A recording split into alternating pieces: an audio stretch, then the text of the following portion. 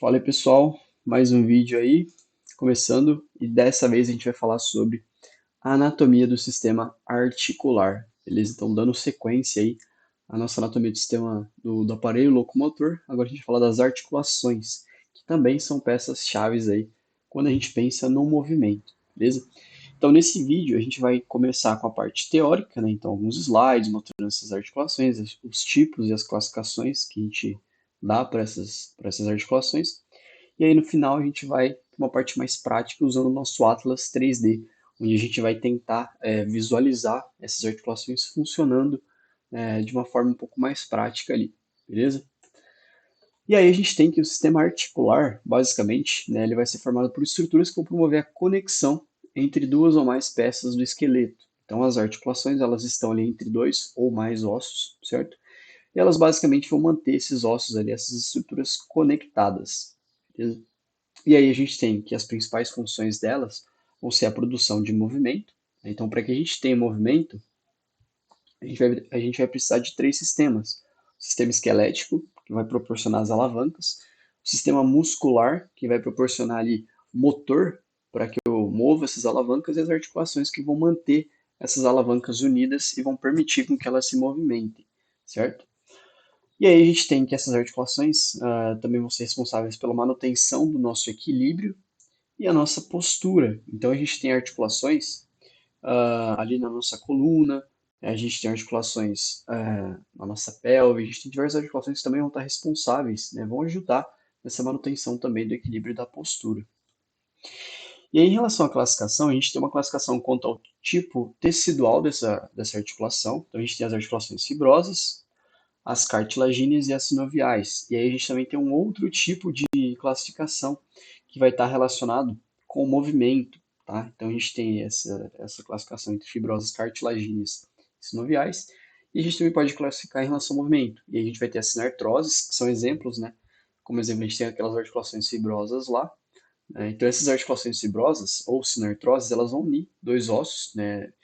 E elas vão permitir movimentos quase zero, né? Então elas não são articulações móveis. E aí a gente tem as anfiartroses, que a gente encontra, por exemplo, na sínfise púbica, como tem aqui na imagem, tá? Que vai fazer a união ali anteriormente dos dois ossos do quadril. E os discos vertebrais. Então os discos intervertebrais, eles também são exemplos de articulações do tipo anfiartrose, que são fibrocartilagíneas, né? Então permitem pequenos movimentos ali de deslizamentos, né, de vibrações. E aí a gente tem as articulações mais móveis, que são as de artroses, ou articulações sinoviais, que são aquelas estruturas, as articulações que são mais complexas, né? Tem toda uma estrutura ali, uma cápsula articular, uma membrana fibrosa, uma membrana sinovial, uma cartilagem articular, líquido sinovial. A gente pode ter anexos como ligamentos, meniscos, tá? Então a gente classifica dessas três formas. Em relação às articulações fibrosas, né, ou aquelas sinartroses que a gente acabou de ver, a gente tem que, basicamente, elas vão ser uma articulação formada por um tecido conjuntivo denso, né, tecido fibroso, e a gente tem três exemplos. Tem as suturas, que são localizadas principalmente no nosso crânio, e elas vão fazer a união entre esses nossos ossos planos do crânio, certo? As sindesmoses, ou membranas interósseas, que a gente vai ter entre o rádio e a ulna, e a fíbula e a tíbia. Então, essas sindesmoses, né, que a gente também chama como membrana interóssea, elas vão manter os ossos unidos. Elas são importantes para a estabilidade, né, para a fixação desses ossos. Vão impedir que eles se separem, por exemplo. E a gente tem as gonfoses, que são articulações fibrosas que a gente vai ter principalmente ali nas raízes dos nossos dentes, beleza? Então, as suturas, né, mostrando aqui alguns exemplos de suturas. Então, a gente tem a sutura coronal, né, entre o osso frontal e os parietais, a sutura sagital entre os parietais, atrás a gente tem a sutura lambdoide, se eu não me engano. Enfim, então elas vão fazer a união entre esses ossos, certo? E aqui a gente tem, ó, nessa imagem aqui, não vou lembrar o nome disso aqui, mas nos bebês, né, que a gente tem aquele espacinho, que agora me fugiu o nome, né,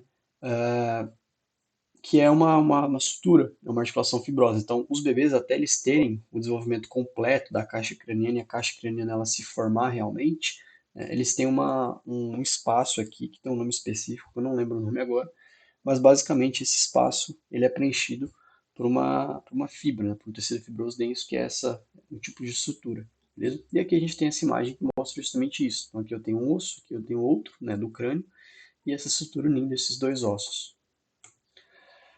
As sindesmoses são aquelas membranas de tecido que vão estar entre os dois ossos longos do nosso antebraço e da nossa perna, beleza? E aí elas vão manter esses ossos fixos. Então aqui a gente tem a sindesmose radioulnar e aqui a tibiofibular ou fibulotibial, enfim.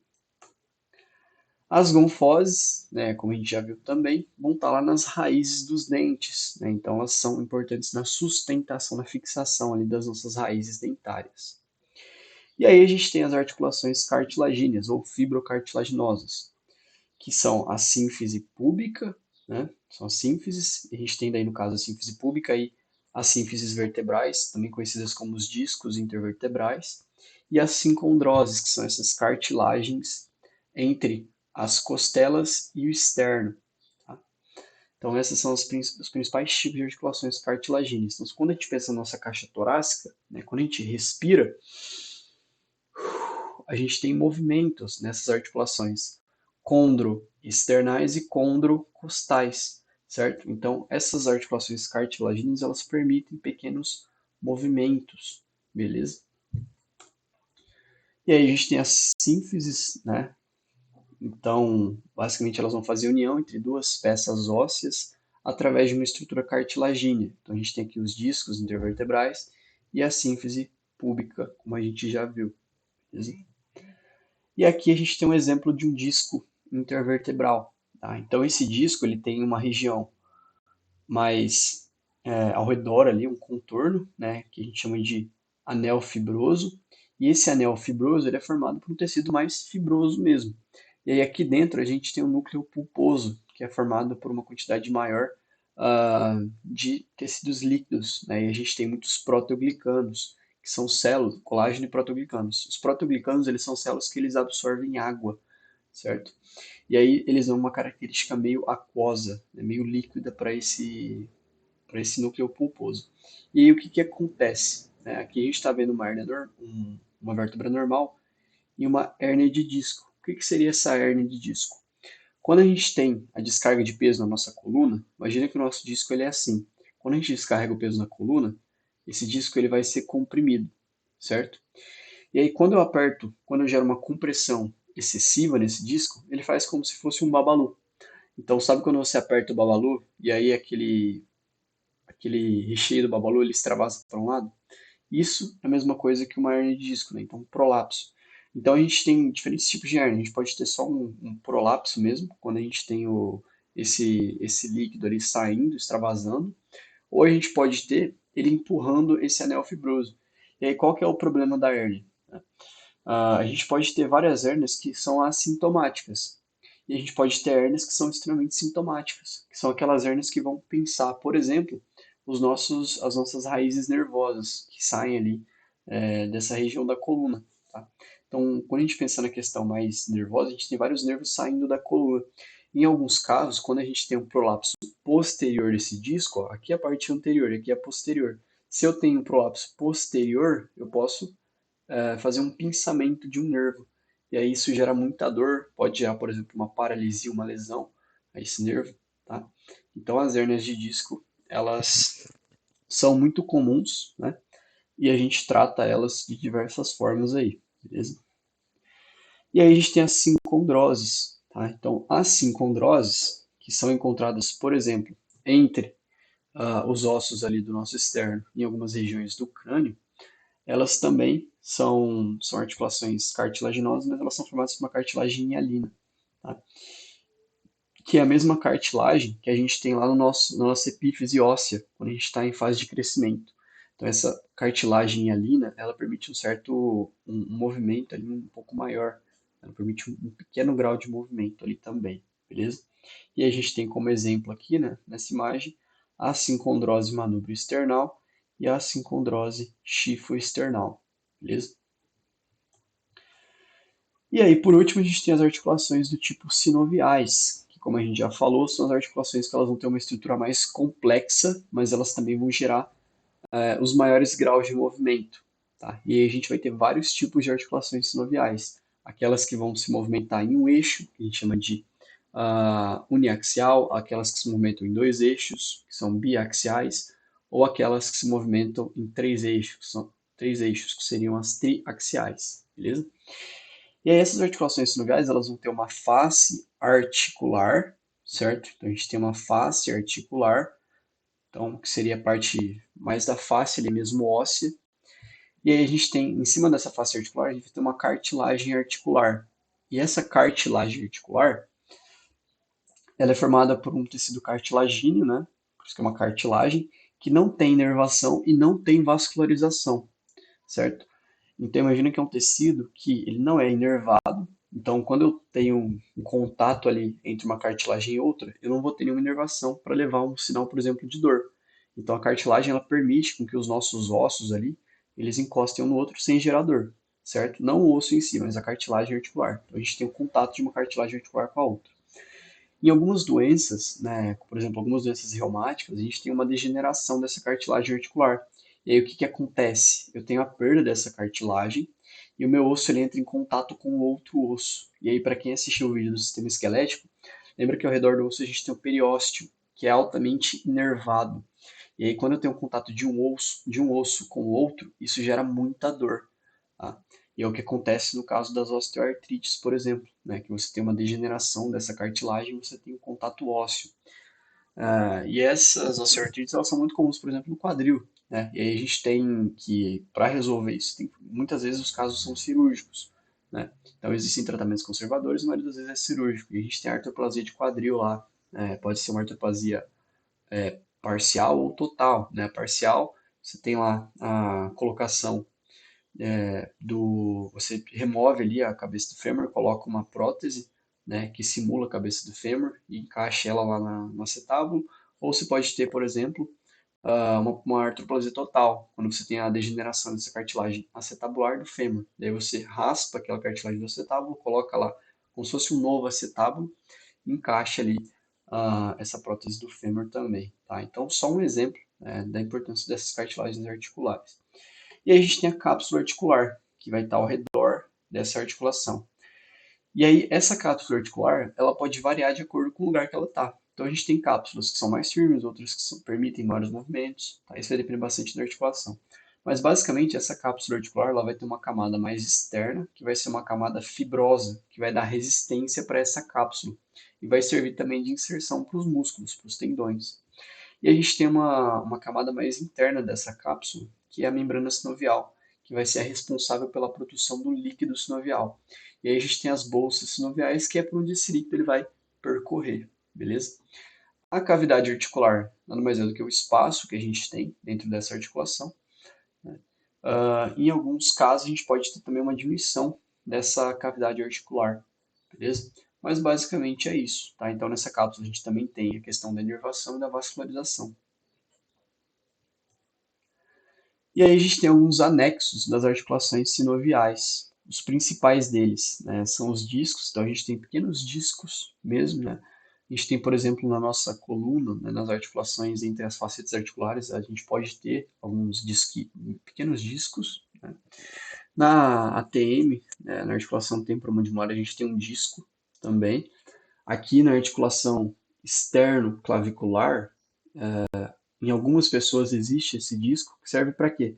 Justamente para absorver impactos quando a gente tem. Então ele seria como se fosse um mini menisco, né, que a gente tem nessas outras articulações, como se fosse um mini disco intervertebral que vai auxiliar nessa absorção de impacto nas articulações. Beleza?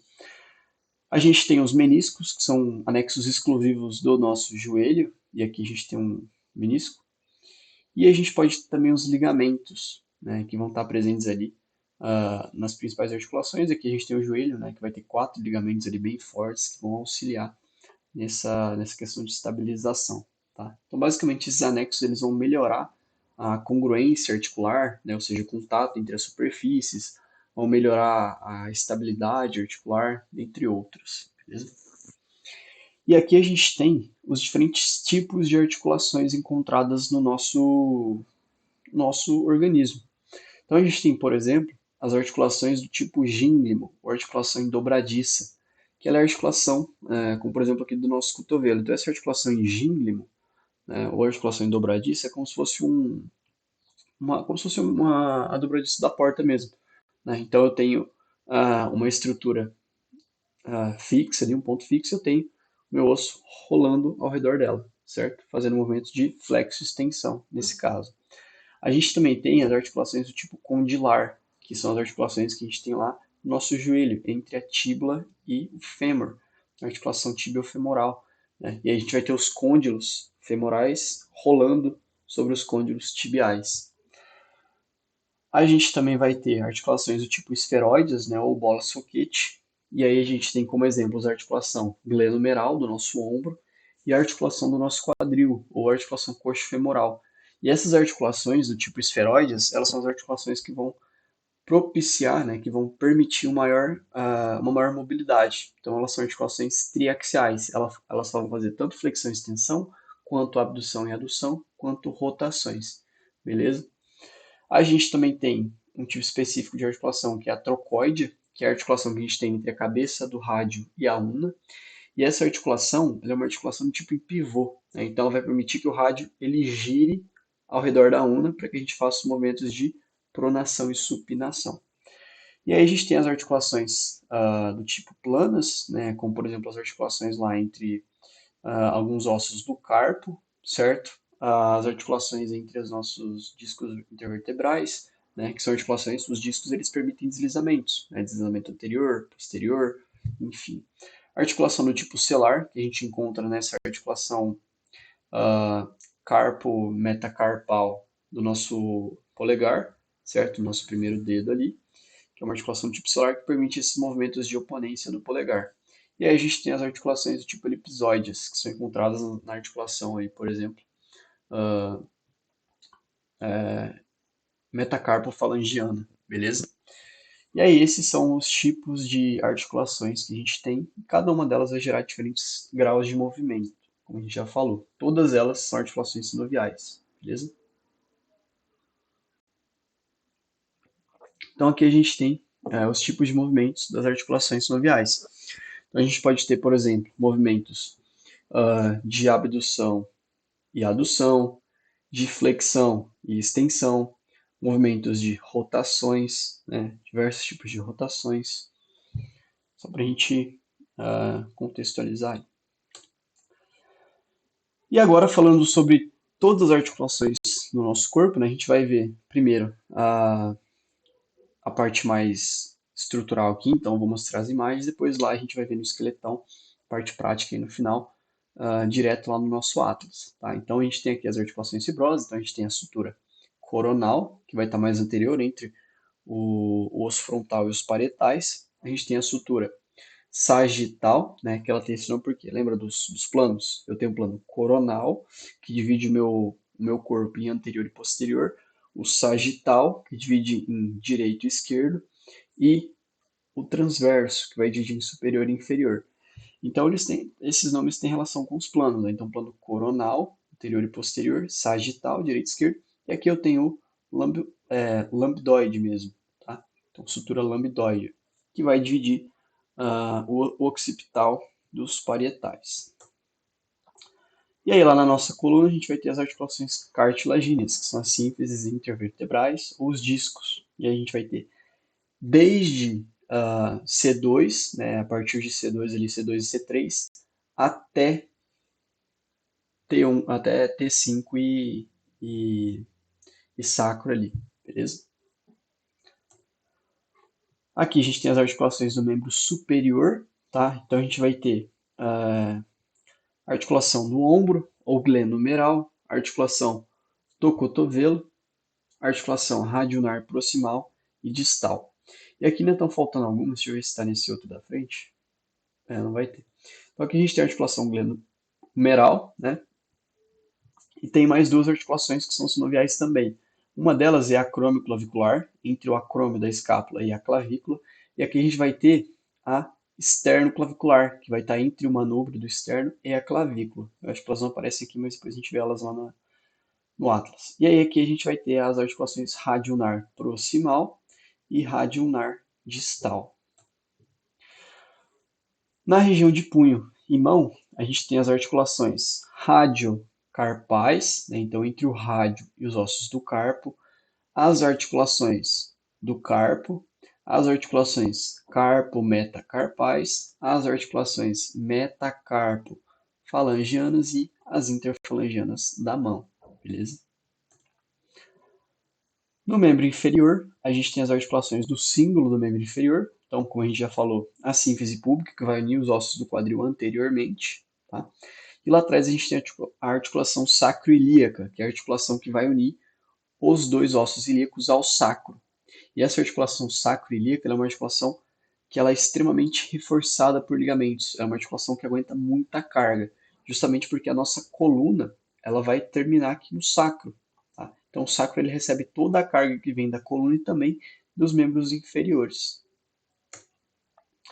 E aqui no nosso membro inferior, né, na nossa coxa, a gente vai ter a articulação do quadril ou coxo femoral.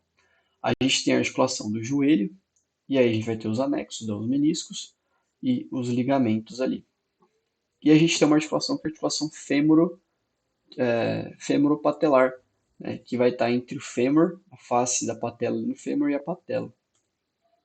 Aqui a gente tem a articulação do quadril, né, ou coxo femoral, então a gente vai ter o acetábulo. E aqui a gente tem a cabeça do fêmur, né, colo do fêmur, enfim.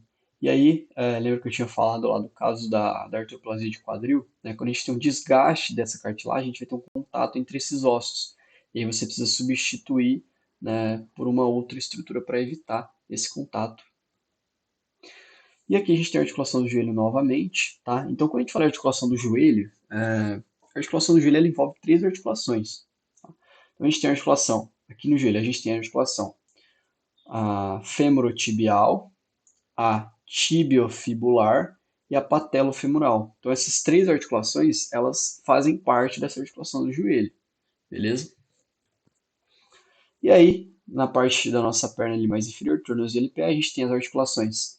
Aqui está faltando, né, a talocrural, que vai ser entre a tíbia e o talos aqui, que é a articulação que vai permitir os movimentos de dorsiflexão e plantiflexão do nosso tornozelo. As tarso-metatarsais, né, entre os ossos do tarso e os metatarsos. A gente também tem a articulação aqui transversa do tarso, que vai ser entre o osso talos e o navicular e o talos e o cuboide, né? Então a gente tem a talo-navicular e a talo-cuboide. E a gente tem também a subtalar, que vai estar entre o talos e o calcâneo, que vai permitir os movimentos de inversão e eversão. E aí a gente tem as articulações metatarso-falangianas e as interfalangianas. E agora a gente vai para uma parte mais prática, né, que é a parte que a gente vai realmente ver essas articulações aqui no nosso esqueletão, beleza? Então vamos lá.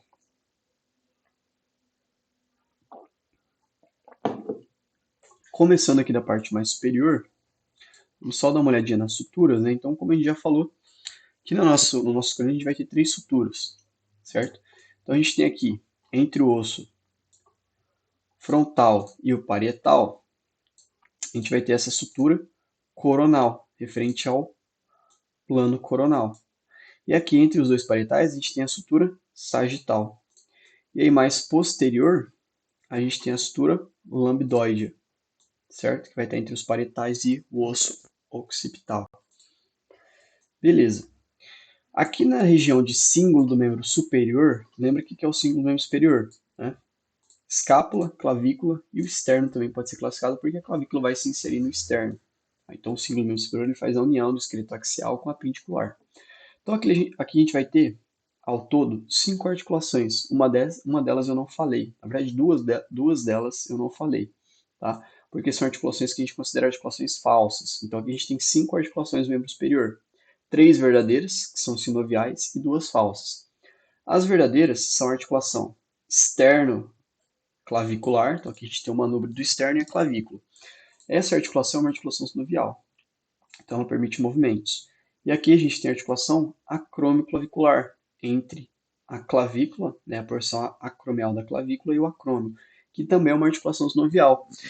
Então, a clavícula, quando a gente movimenta, né, o nosso ombro, a gente vai estudar isso melhor na biomecânica, a clavícula ela também participa dos movimentos, né? Então, a clavícula ela se movimenta em três eixos. Ela faz rotação anterior, rotação posterior, elevação, depressão, anteriorização e posteriorização.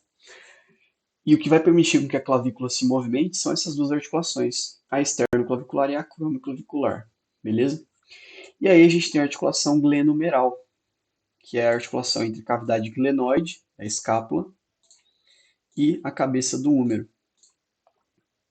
E essa articulação é uma articulação do tipo esferoide. Então a gente tem uma esfera, que é a cabeça do húmero, se articulando na glenoide, permitindo vários movimentos. Uma coisa dessa articulação é que essa articulação ela é uma articulação muito móvel, é uma articulação que permite maior mobilidade no nosso corpo, só que ela também é uma articulação que tem uma menor estabilidade óssea. Por quê? Olha o tamanho da cabeça do húmero para o tamanhozinho da glenoide. Tá? Então a gente tem uma cabeça do húmero gigante e uma glenoide pequenininha. E aí os músculos ao redor, que a gente vai ver no próximo vídeo sobre músculo, principalmente os músculos do manguito, são importantes para manter a estabilização dessa articulação. E aí uma outra articulação que eu não falei, né, é a articulação que a gente tem abaixo do acrômio e acima do húmero, que é a articulação ah, suprahumeral, né? Então essa articulação suprahumeral é uma articulação que ela vai estar basicamente um espaço que a gente tem aqui, é uma articulação falsa, por quê? Ela é um espaço que a gente vai ter abaixo ali do acrômio, né, onde o húmero ele se movimenta. Então quando a gente faz esse movimento de abdução, por exemplo, a gente tem um espaço embaixo que permite esse movimento aqui, beleza? Então, a articulação a gente pode chamar de subacromial ou suprahumeral, tá? E aí a gente tem a articulação escápulo-torácica, que também é uma articulação do tipo falsa, ou articulação fisiológica, né, que a gente chama. Por quê? Aqui a gente tem a escápula e a caixa torácica, né, os arcos costais posteriores. Se a gente colocar os músculos aqui, né, vou colocar só para a gente ver, tirar alguns, a gente tem que a escápula, quando a gente movimenta, né, quando a gente faz, por exemplo, movimentos de abdução, né, a escápula vai se movimentar em três eixos também. Então a escápula ela faz elevação, ela faz depressão, ela faz abdução, adução e rotações, auxiliando nos movimentos da glenohumeral, certo? Então essa articulação escápulo-torácica vai permitir os movimentos da escápula ali na face costal ali da nossa caixa torácica, das nossas costelas, tá? E esses movimentos, eles vão ajudar nos movimentos do ombro, por exemplo, beleza? E aí, descendo um pouco mais, a gente tem aqui a articulação do cotovelo. E aí, aqui no cotovelo, a gente também vai ter mais articulações. A gente tem alguns ligamentos reforçando, né? A gente tem uma cápsula. E aí, aqui a gente vai ter três articulações nessa articulação do cotovelo. A gente tem a articulação rádio-ulnar, entre o rádio e a ulna, né? E a gente tem a rádio-ulnar proximal e aqui embaixo a gente tem a rádio-ulnar distal, que vão permitir aqueles movimentos de prono e supino. E a gente tem também a articulação húmero-ulnar e húmero-radial. E a húmero-ulnar é a articulação entre a ulna e o húmero, né? Então, a fossa do olecrano e o olecrano, que vai permitir os movimentos de flexão e extensão do nosso cotovelo, tá? A gente tem outras articulações ali também. E aí aqui a gente tem um monte de articulação, como a gente viu lá. Então, vou tirar aqui algumas dessas estruturazinhas para a gente ver melhor.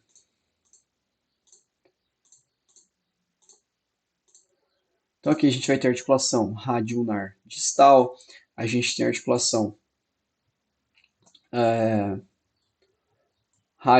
radiocarpal, né? Enfim, entre o rádio e os ossos do carpo. A gente tem as articulações entre os ossos do carpo, tá? Então cada osso do carpo vai se articular com o outro.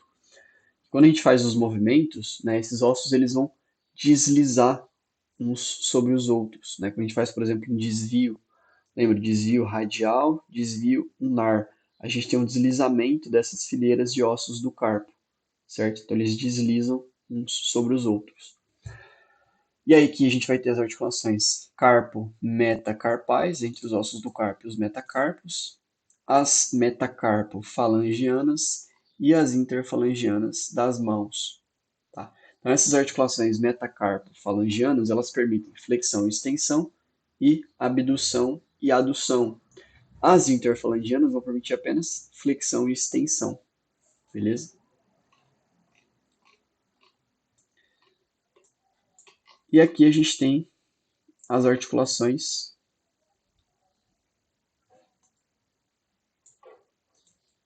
cartilagíneas, né? As cartilagens de hialina. Tá? Então a gente tem a articulação, as articulações que a gente chama de condroesternais, né?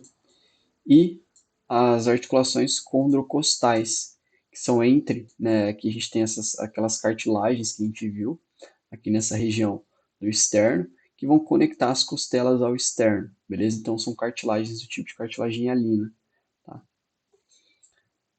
Aí descendo aqui na parte posterior a gente tem os discos intervertebrais, que vão estar entre as vértebras, né? Então eu vou tirar aqui 3 vértebras, 2 vértebras e um disco para a gente dar uma olhada. Então aqui, ó, a gente tem as vértebras, então tem uma vértebra, um corpo vertebral superior, um corpo vertebral inferior e o disco entre elas. Se a gente der uma olhada só no disco, ó, aqui eu tenho o meu núcleo pulposo, que tem aqueles proteoglicanos, né, que ele é mais como se fosse uma estrutura gelatinosa, e ao redor eu tenho um anel fibroso.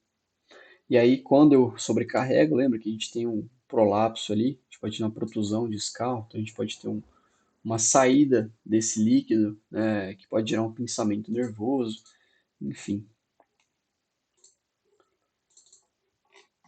Opa. E aí, descendo mais, né, já indo para a nossa pelve, aqui na frente a gente tem a sínfise púbica,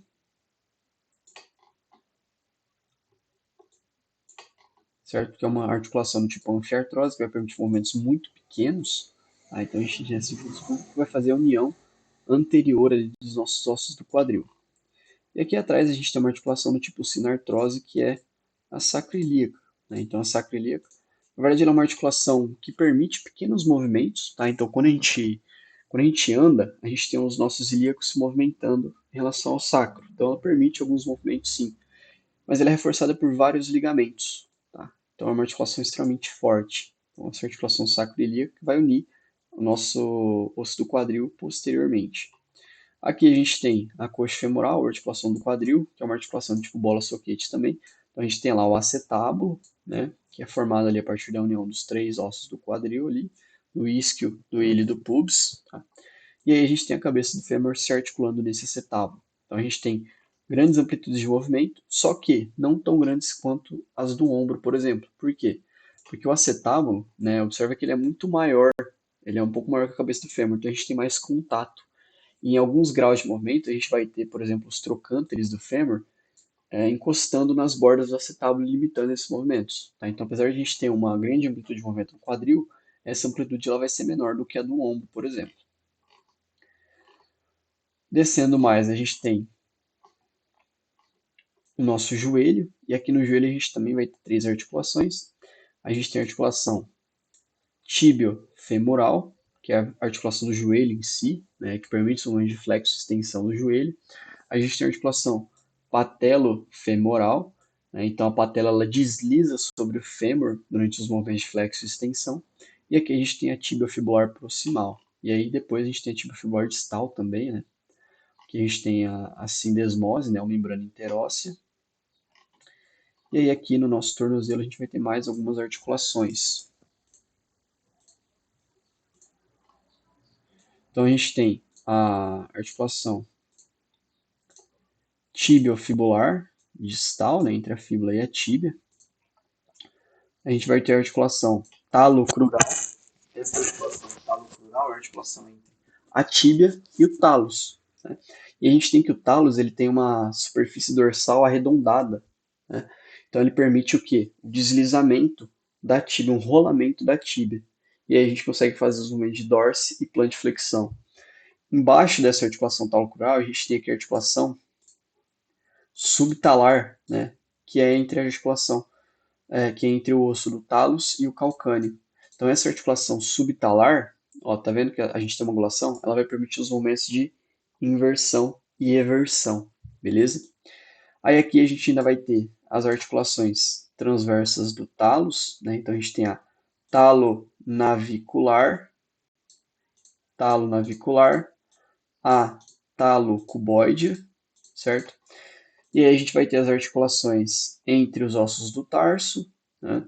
E as articulações tarso-metatarsais, metatarso falangianas e as interfalangianas do pé, beleza? E aí a gente completa todas as articulações do nosso corpo, tá? Só lembrando aqui a sindesmose, ó, tibiofibular, e aqui a gente tem a sindesmose